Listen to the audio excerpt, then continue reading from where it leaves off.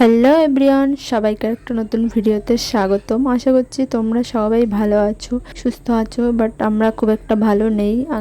আজকের বৃষ্টিতে, কাল রাতের আজকের বৃষ্টিতে পুরো মানে চারিদিকে তো জল ভরেইছে, আর আমাদের ঘরের ভেতরটাও ভরে গেছে জলে। মানে আমরা যেখানটায় থাকি, বারান্দা টারান্দা সব জায়গায় মানে হাঁটু অবধি প্রায় জল হয়ে গেছে, এত জল হয়ে গেছে, তো খাটের উপর থেকে বোঝা যাচ্ছে।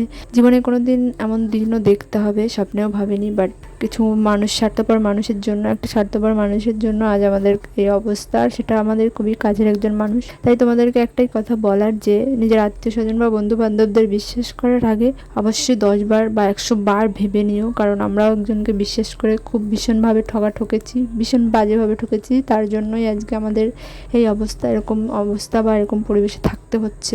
মানে আমার চোখে জল চলে আসছে, এরকম বলতে পারছি না আমি কথাগুলো, কী করে বলবো যে এরকম অবস্থার মধ্যে তাও সবাই মিলে একসঙ্গে একটা থাকতে হবে না।